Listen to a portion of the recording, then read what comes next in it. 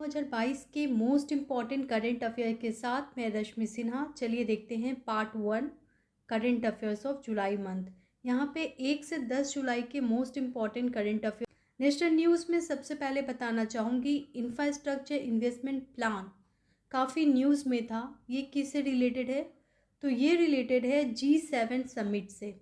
ये क्या है? देखिए, इंफ्रास्ट्रक्चर इन्वेस्टमेंट प्लान जो है वो G7 समिट में डिस्कस किया गया, जो कि हुआ था एल्माओ जर्मनी में। G7 इंफ्रास्ट्रक्चर इन्वेस्टमेंट इनिशिएटिव के अंतर्गत प्रोजेक्ट स्टार्ट किया गया है डेवलपिंग कंट्री में इंफ्रास्ट्रक्चर डेवलपमेंट प्रोजेक्ट, ताकि चाइना के जो डेवलपमेंट है उनको काउंटर किया जा सके, यानी कॉम्पिटिटिव मार्केट बनाने की बात की गई है। यहाँ पे $600 बिलियन रुपए खर्च किए गए हैं और ये जो पूरा प्लान है ना, ये 2027 तक का है, तो ये काफ़ी इम्पॉर्टेंट है। आगे देखते हैं इंफ्रास्ट्रक्चर इन्वेस्टमेंट प्लान। इंडिया का पहला नेविगेशन फैसिलिटी तिहान डेवलप किया गया IIT हैदराबाद के द्वारा। ये क्या है? तिहान जो है वो इंडिया का नेविगेशन फैसिलिटी है, जो कि हेल्प करेगा ग्राउंड और एरियल व्हीकल्स को डेवलप करने में, तो ध्यान रखें, और उनको ट्रैक करने में, क्योंकि ये एक नेविगेशन फैसिलिटी है। तिहान IIT हैदराबाद के द्वारा डेवलप किया गया है। नेशनल न्यूज़ की बात करें तो सुप्रीम कोर्ट ने अभी हाल में हर एक नेशनल पार्क के पास किसी भी ह्यूमन इंटरफेरेंस के लिए मना किया है। तो कितने किलोमीटर की दूरी तक इको सेंसिटिव जोन बनाने की बात की गई है? तो वो है 1 किलोमीटर। जी हाँ, नेशनल पार्क के 1 किलोमीटर तक कोई भी इंटरफेरेंस नहीं होगा और ये पूरा जो एरिया है वो इको सेंसिटिव जोन कहलाएगा। One nation one dialysis programme काफ़ी न्यूज़ में था। Union health minister doctor Mansukh Mandaviya ने इसे लॉन्च किया। One nation one dialysis programme के अंतर्गत पूरे इंडिया में डायलिसिस सिस्टम को इम्प्रूव किया जाएगा और हेल्थ मिशन के अंतर्गत प्रॉपर डायलिसिस सिस्टम सभी पार्ट ऑफ इंडिया में होगा। ऐसा नहीं कि सिर्फ टाउन एरिया में आपको डायलिसिस फैसिलिटी होगी, विलेज रीजन में, गांव में भी डायलिसिस फैसिलिटी होगी, ताकि किसी की तबीयत खराब हो तो जल्द से जल्द ये सुविधाएं दी जाएं। सबसे इम्पॉर्टेंट है कि डायलिसिस होता क्या है। डायलिसिस एक प्रोसेस होता है जिसके अंतर्गत ब्लड को फिल्टर किया जाता है, यानी जो इम्प्योर ब्लड है उसे बॉडी से बाहर किया जाता है और प्योर ब्लड को बॉडी में फ्लो करने दिया जाता है। एक्चुअली में ये फंक्शन किडनी करता है, किंतु किडनी के फेल होने के कारण ये फंक्शन प्रॉपरली नहीं हो पाता है पेशेंट के बॉडी में, और इसीलिए डायलिसिस सिस्टम इंट्रोड्यूस किया जाता है। डायलिसिस सिस्टम अब पूरे देश में प्रॉपरली आएगा ताकि किसी की भी डायलिसिस इनकम्प्लीट ना हो। One nation one dialysis programme पहला एयर स्पोर्ट पॉलिसी लाया गया इंडिया में, first national air sport policy 2022। ये कौन लाए थे? तो ये लाए थे सिविल एविएशन मिनिस्टर। इसका एम क्या है? इसका एम है इंडिया में एयर स्पोर्ट पे फोकस किया जाए।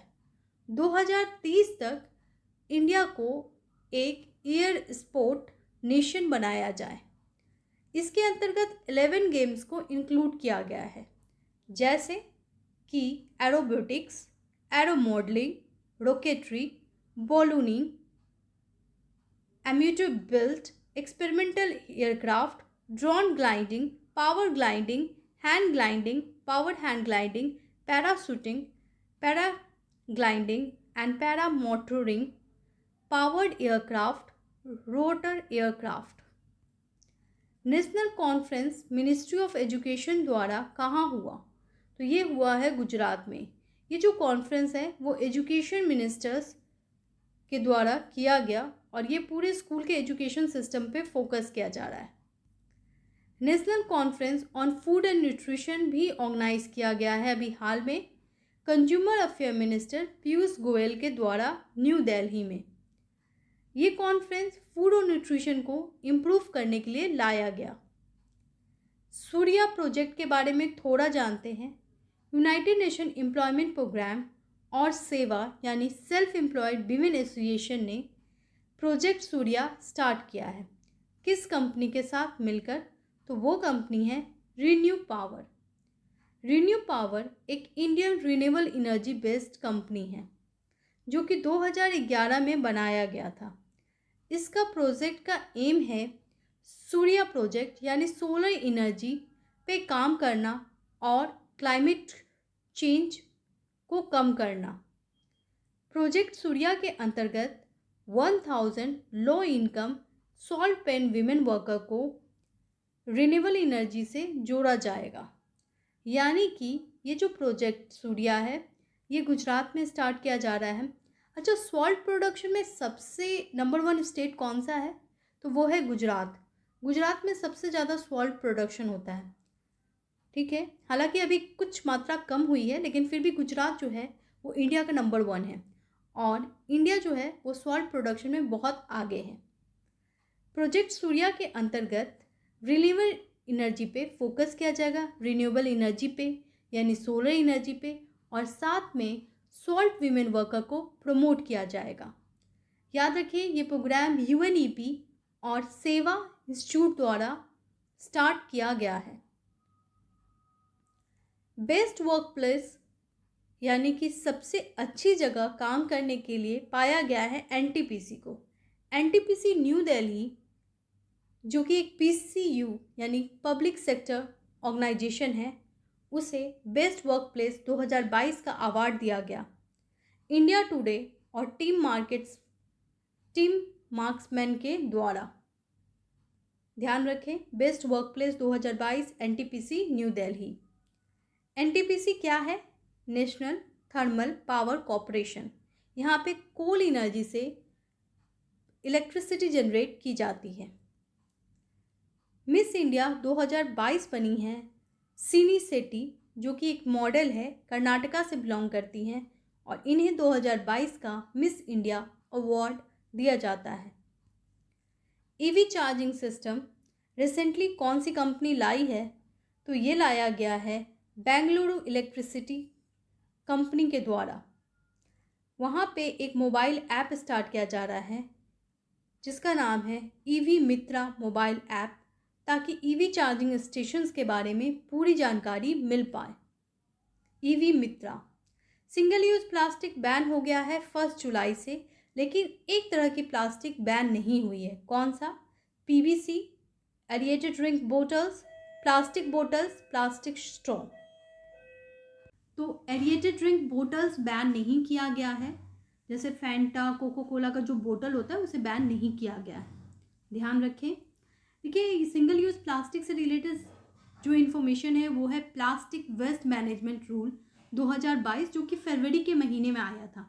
ये काफ़ी इम्पॉर्टेंट है, तो इसके बारे में थोड़ा जानते हैं। 16 फरवरी 2022 को आया था प्लास्टिक वेस्ट मैनेजमेंट रूल 2022। इसके अंतर्गत plastic earbud, plastic stick for balloon, plastic flag, ice cream stick, plastic ribbon, thermocol, decoration items, PVC banners सब कुछ बैन हो चुका है। सीपी यानी कि सेंट्रल पॉल्यूशन कंट्रोल बोर्ड ने ग्रीवांसेस रिड्रेशल ऐप यानी कि जो भी लोगों की प्रॉब्लम है, कंप्लेन है, उनको सॉल्व करने के लिए एक ऐप लॉन्च किया है जो कि काफ़ी न्यूज़ में था अप्रैल मंथ में। क्या था उस ऐप का नाम?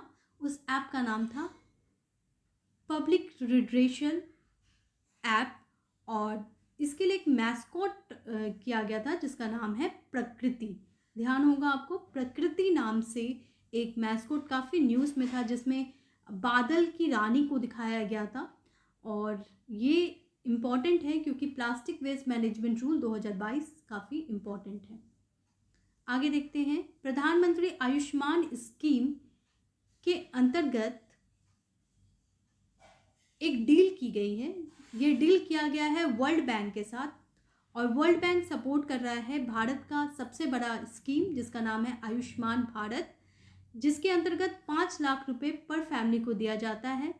और सेकेंडरी और टर्शरी केयर हॉस्पिटलाइजेशन की फैसिलिटी दी जाती है। वर्ल्ड बैंक ने इंडिया को सपोर्ट किया है इस स्कीम के लिए $1.75 बिलियन, यानी कि वर्ल्ड बैंक और प्रधानमंत्री आयुष्मान स्कीम के बीच में एक डील हुई है जिसके अंतर्गत $1.75 बिलियन वर्ल्ड बैंक दे रहा है भारत के आयुष्मान भारत स्कीम को। आयुष्मान भारत स्कीम काफ़ी इंपॉर्टेंट स्कीम है। नेशनल न्यूज़ में आगे देखते हैं कौन से ड्रग को अभी हाल में drug control general of India ने अप्रूवल दिया है mRNA covid vaccine for emergency use. तो इमरजेंसी यूज़ के लिए कोविड-19 की वैक्सीन जिसका नाम है ZEM-CoV-19 को अप्रूवल दिया गया है। ये एक mRNA वैक्सीन है।